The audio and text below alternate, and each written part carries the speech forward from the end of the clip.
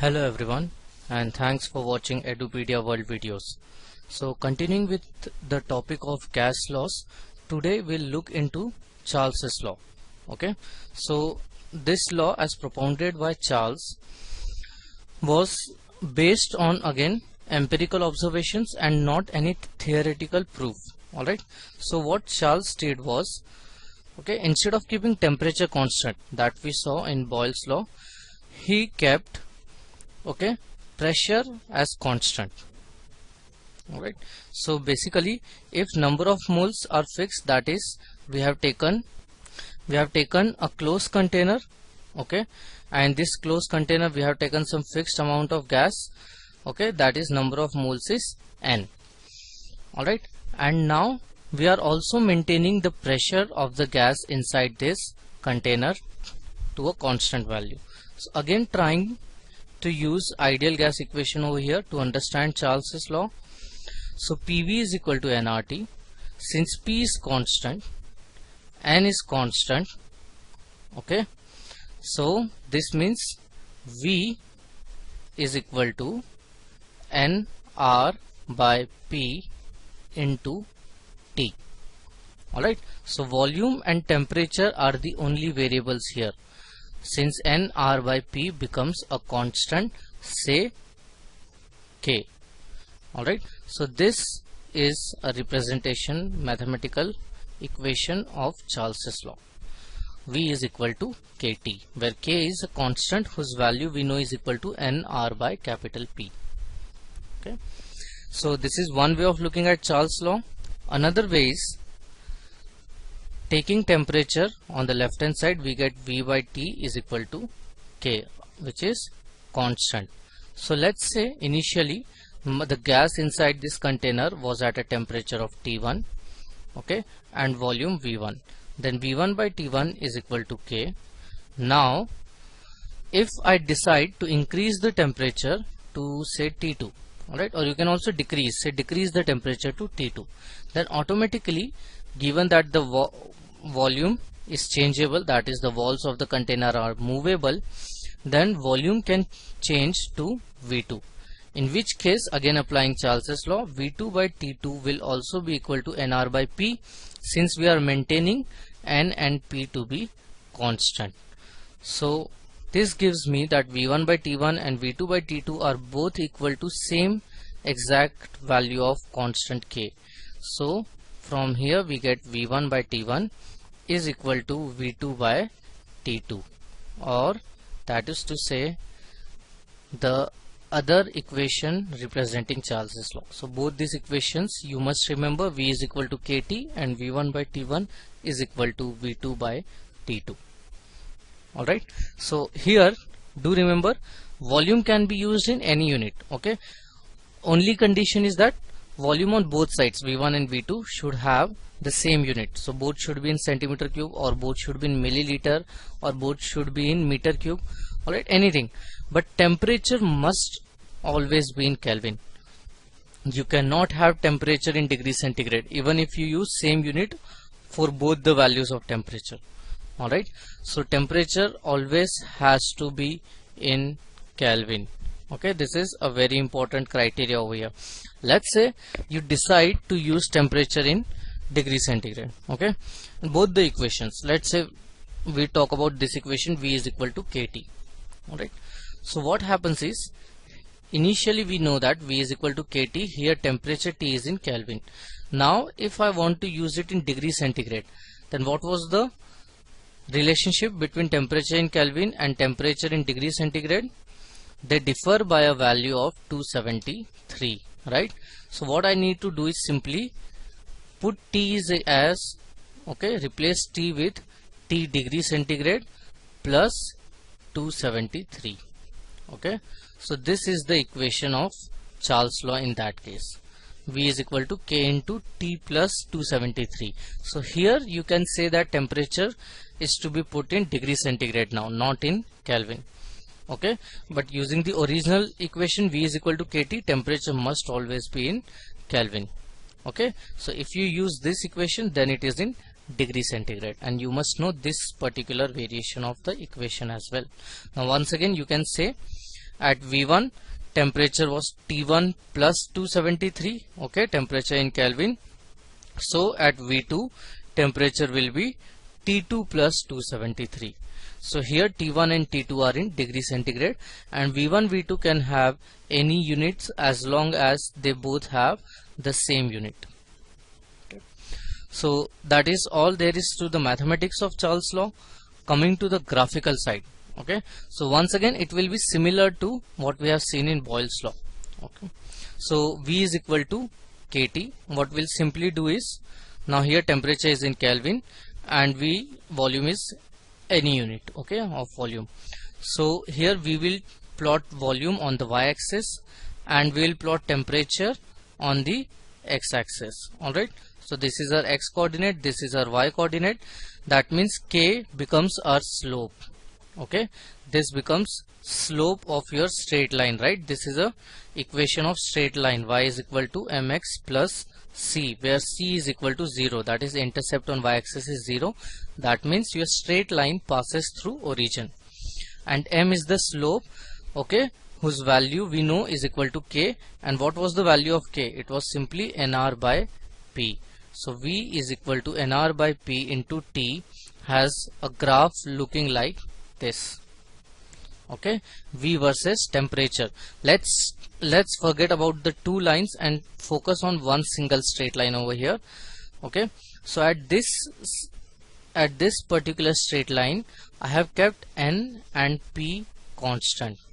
Alright, so let's talk about pressure. So here pressure will have a constant value, say P1. Okay, and keeping this pressure at P1, I am changing temperature and looking at how the volume changes. So this is the variation. Okay, and if you extrapolate it, it will go through origin. Okay, so why didn't we actually draw the line through origin instead of extrapolating? Why didn't we actually intersect it over here? Because volume cannot be zero actually, right? Having a zero volume means what? Is your gas not present over there? Alright, so that is why we'll not talk about when temperature T is 0, that is when absolute 0. Okay, so here temperature is in Kelvin. In Kelvin, when temperature is 0, that is 0 Kelvin, it is called absolute 0. Okay, so we'll not talk about that values. So as long as we don't, this is the graph. Okay, let's say now I study the same variation between volume and temperature at a different pressure P2, then this might be the straight line. Again it will pass through origin. Okay, and if I decide to study it at n and say P3, so this will be the straight line. All of them will pass through one single point, which is the origin intersecting, okay, point of y-axis and x-axis. Why? Because all of these are equations of straight line passing through origin. So now what is the relation between P1, P2 and P3? Okay, so once again, see here you can directly talk about in terms of slope. Okay, assuming you have studied coordinate geometry somewhat, so these are the slopes, right? Theta 1, theta 2 and theta 3. Okay, so greater the value of theta, greater is the slope, because greater is tan theta. Alright, so greater the value of theta, greater is tan theta, which means greater is slope, which means greater is the value of k over here, which means greater is the value of nr by p. Okay, so this means k3 is greater than k2 is greater than k1. Okay, using slope. And what is k3? It is nr by p3. Okay, because we are only changing pressure, we are not changing number of moles for now. And this is nr by p2 and this is nr by p1. Okay, since nr are constant everywhere, I can simply write 1 by p3 is greater than 1 by p2, which is greater than 1 by p1. If I reverse them, okay, so what happens when you take reciprocal? When we take reciprocal, the inequalities get reversed. Okay, again this is something which you should have studied in maths, and if you haven't, then remember this: whenever you take reciprocals in an inequality, the inequality gets reversed. So here it was greater, so now it will become less than. Okay, instead of greater than it becomes less than. So this is the relation between pressures. P1 is the highest value of pressure and P3 is the least value of pressure. Okay, and we have seen the mathematical derivation for this relation.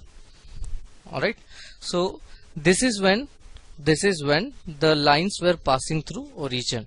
Okay, that is V is equal to KT and temperature was represented in Kelvin. If you represent temperature in degrees centigrade, then the graph will change somewhat. Okay, in that case the graph will not look like this. Instead, okay, what happens is V is equal to K. Now temperature, if you represent in degrees centigrade, then this is the equation, K into T plus 273. So V is equal to KT, where temperature is in degrees centigrade, okay, plus 273 K. So now representing it using y and x coordinate, this is the equation of my straight line. V is the y coordinate, T is my x coordinate, K is still the slope of my line, but now the intercept is not 0. Intercept has a value 273 K. Okay, and the graph will look something like this. Okay, this is the x axis, this is the y axis. Alright, this is the origin. Instead of passing through origin, the line will have a positive intercept whose value will be 273 into K, that is K is NR by P. Okay, and this is temperature in degrees centigrade. Okay, so we can also plot it over here up to this point. Okay, so what is this point? This is the point where volume V becomes 0, where the straight line, the equation of your gas, the graph of your gas intersects x-axis. Here V becomes 0. So when V becomes 0, temperature in Kelvin becomes 0. Alright, or what you can do is you can simply put V as 0 here and calculate temperature T. Okay, so it turns out T plus 273, if V is 0, T plus 273 is 0. So this implies T is approximately minus 273. What is its exact value? Minus 273.15. Okay, so here temperature is minus 273 degrees centigrade. Alright, again we will not actually plot the line here, we'll just extrapolate it because we can't have volume as 0. Okay, so this is how graph in degree centigrade looks like, and we have already seen graph in Kelvin. So lastly, let's just quickly look at the numerical usage of Charle's law. Okay, so let's take a question. In this particular question, if you go through it, you will find that we are increasing the temperature of a gas, let's say an ideal gas, from 27 to 57 degrees centigrade. Okay, now here again they should have mentioned that pressure is kept constant, P is constant, or okay, or they should have said that this process is an isobaric process. Alright, okay, so you remember in Boyle's law I said that whenever temperature is kept constant, such a process is called isothermal. So whenever pressure is kept constant, such a process is called isobaric process. Alright, so you have to remember this term, that Charle's law is nothing but relationship between volume and temperature for an ideal gas undergoing an isobaric process. Alright, and all those graphs which we just saw in the previous slides, okay, of Charles's law, those graphs, each of them at constant pressure P1, P2, P3, each of them are called isobars. Okay, so this is what they must have told you, alright, in the question, that either pressure is constant or that the process is an isobaric process. Alright, so now they have asked us to calculate the percentage change in volume of a gas whose temperature is changed from T1 to T2. So using Charle's law, we already know that V1 by T1, where temperature is in Kelvin, is equal to V2 by T2. Let's say we have to calculate percentage change in volume. What does this term mean? Okay, the catch in this question is the calculation of percentage change in volume. It means you have to calculate change in volume relative to the initial volume into 100. This is what we have to calculate. Percentage change in volume looks like this. Similarly, percentage change in temperature will look like delta T, change in temperature relative to initial value of temperature, into 100. Okay, so we simply have to calculate delta V divided by V1 into 100, where delta V is equal to V2 minus V1. Alright, so this means what you have to calculate is V2 minus V1 divided by V1 whole multiplied with 100, or V2 divided by V1 minus 1 multiplied with 100. So we simply have to calculate the ratio of V2 and V1. Alright, so how do we calculate that? If we can calculate it, we can substitute it over here and find the final value. So using Charle's law, V1 by T1 is equal to V2 by T2. Okay, so let's say volume is V1, initial temperature, here it should be in Kelvin. Okay, but the temperature in question is degree centigrade. So how do you convert it into Kelvin? 27 plus 273, which gives you the value of 300 Kelvin, is equal to V2 divided by temperature in Kelvin, which is 57 plus 273, that is 330 Kelvin. Okay, so this means V2 divided by V1, okay, V2 divided by V1 is simply equal to 33 divided by 30. You substitute this value over here and you will get your final answer. Okay, this will be our final answer, 3 by 30 into 100. Okay, that means there is a change of 10%. Okay, it's very straightforward question. Alright, and this is how you solve it. So in the next session we'll study another gas law. Until next time, and once again, thanks for watching Edupedia World videos.